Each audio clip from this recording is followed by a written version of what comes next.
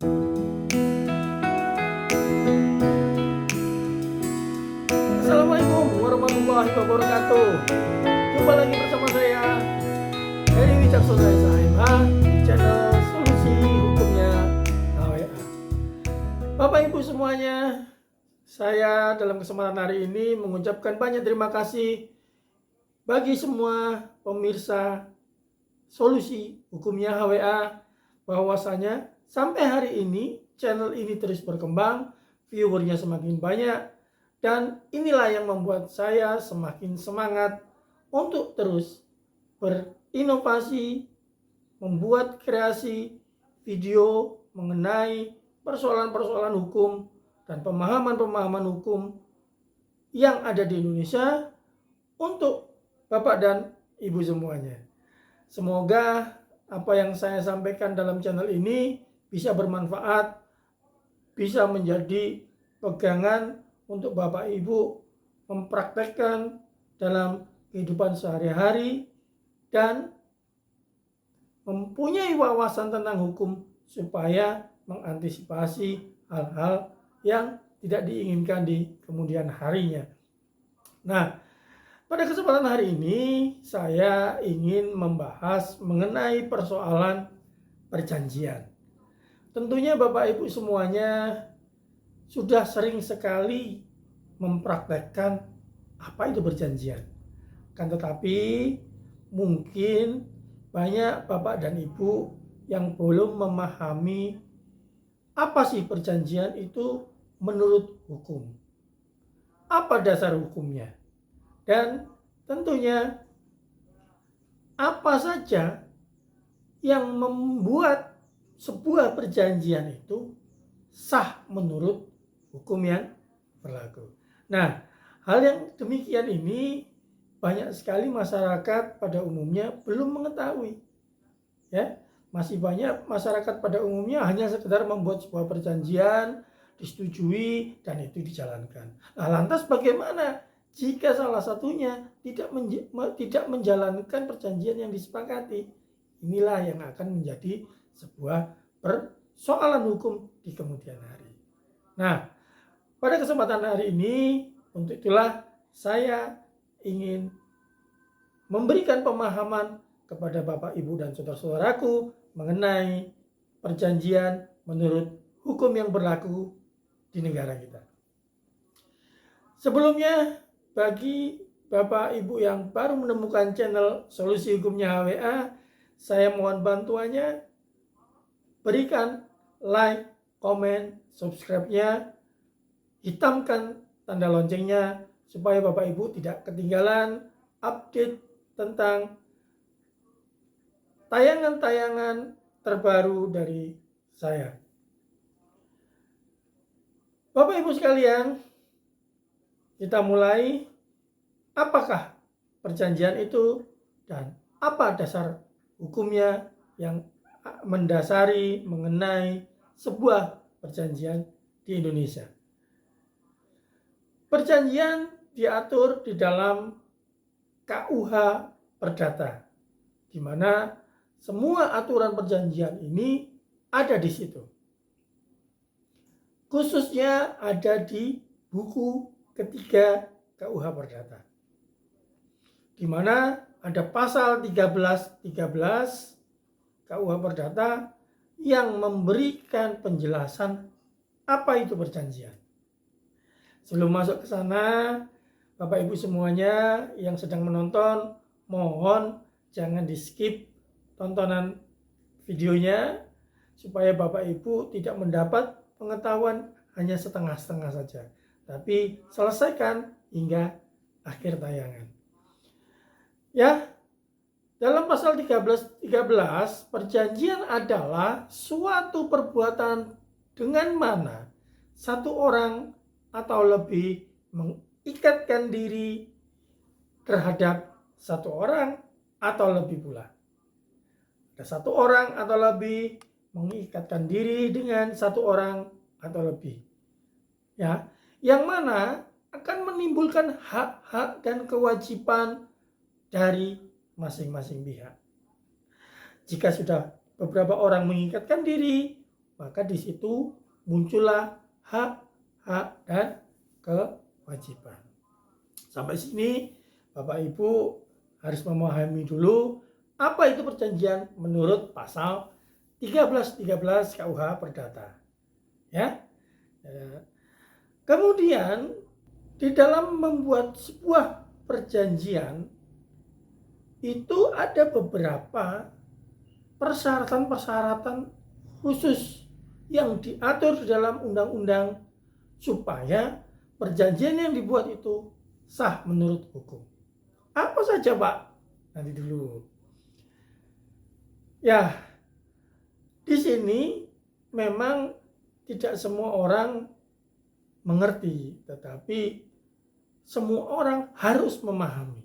Supaya apa? Supaya perjanjian yang dibuatnya itu sah dan bisa dilaksanakan. Kita masuk ke dalam pasal 1320 KUH Perdata, di mana di situ disebutkan beberapa syarat-syarat yang menjadi syarat sahnya sebuah perjanjian. Syarat yang pertama adalah adanya sepakat ya bagi mereka yang mengikatkan diri dalam suatu perikatan. Ya, yang pertama adalah sepakat, Bapak-bapak, Ibu-ibu. Sepakat ini tentunya ada hak, ada kewajiban, yang kedua-duanya setuju untuk melaksanakan. Kemudian syarat yang kedua adalah kecakapan. Nah, ini yang penting, kecakapan. Apa Pak yang dimaksud kecakapan itu? Tidak semua orang yang melakukan sebuah perjanjian itu cakap menurut hukum dan disahkan boleh berbuat hukum. Nah, ini yang mesti dimengerti. Ya, Bapak Ibu membuat kesepakatan dengan saya. Nah, apakah Bapak Ibu sudah memenuhi syarat-syarat dari kecakapan tersebut? Apakah saya sudah memenuhi syarat-syarat kecakapan tersebut menurut hukum? Belum tentu ya. Bagi mereka yang akan mengikatkan dirinya dalam sebuah perikatan, diatur di dalam pasal 1329 KUH Perdata. Setiap orang yang mampu untuk membuat perjanjian, kecuali jika ia ditentukan tidak mampu oleh undang-undang. Ya, semua orang dinyatakan mampu membuat kesepakatan kecuali dinyatakan tidak mampu oleh undang-undang. Nah, apa itu Pak yang dinyatakan tidak mampu oleh undang-undang? Ada beberapa keadaan-keadaan tertentu pada diri seseorang itu yang dianggap tidak cakap menurut undang-undang. Itu diatur di dalam pasal 1330 KUH Perdata, di mana ada beberapa hal kriteria yang dianggap tidak cakap menurut undang-undang tersebut. Dalam pasal itu disebutkan bahwasanya satu adalah orang yang belum dewasa. Orang yang belum dewasa tidak boleh melakukan sebuah perjanjian. Itu yang perlu Bapak pahami, Ibu-ibu dan saudara-saudaraku pahami. Jika Ibu membuat sebuah perjanjian, contoh ada orang datang minta bekerja, saya mau jaga tokonya, Bapak Ibu, apa ada lowongan? Oh ada. Kamu mau bekerja? Iya. Kalau gitu ini ya tak buatkan perjanjian ya supaya jelas kamu kerja itu dapat upah berapa. Kemudian kamu upahnya dibayar mingguan atau harian. Nah, sebelum Bapak Ibu melakukan perjanjian, cek dulu batasan-batasan usianya dia. apakah dia sudah dianggap dewasa dan mampu atau dibenarkan secara hukum untuk membuat sebuah perjanjian. Kemudian yang kedua adalah orang-orang yang ditaruh di bawah pengampuan. Nah, ini juga bahaya. Bapak Ibu harus memahami dulu orang-orang yang ditaruh di dalam pengampuan. Apa saja Pak orang-orang yang ditaruh dalam pengampuan? Nah, ini sudah pernah saya sharing di video saya sebelumnya. Coba Bapak Ibu sekalian telusuri lagi di video saya sebelumnya, itu ada yang membahas mengenai pengampuan ya. Siapa-siapa saja yang masuk dalam kategori orang-orang yang masuk di bawah pengampuan. Nah, kemudian yang ketiga adalah seorang wanita yang sudah bersuami. Ya, itu juga masuk dalam kategori yang disebutkan di pasal 1330 KUH Perdata. Nah, selain daripada 3 persyaratan yang diatur dalam pasal 1330, kita kembali lagi pada syarat sahnya perjanjian. Ya. Tadi yang kedua bahwa mengenai kecakapan orang yang melakukan perjanjian. Kemudian yang ketiga ini adalah mengenai objek atau suatu hal tertentu yang diperjanjikan. Ya, ini juga penting. Semua perjanjian itu harus memperjanjikan hal tertentu, objek tertentu. Ya. Jadi jelas yang diperjanjikan itu apa? Objeknya apa? Paham Bapak Ibu ya? Kemudian yang keempat adalah suatu sebab yang halal. Nah, ketiga dan keempat ini saling berkaitan. Memperjanjikan sesuatu, ada yang diperjanjikan, tapi sesuatu itu yang halal. Itu adalah syarat-syarat sahnya sebuah perjanjian menurut hukum. Ya. Keempat syarat ini adalah mutlak, harus dipenuhi dalam membuat sebuah perjanjian.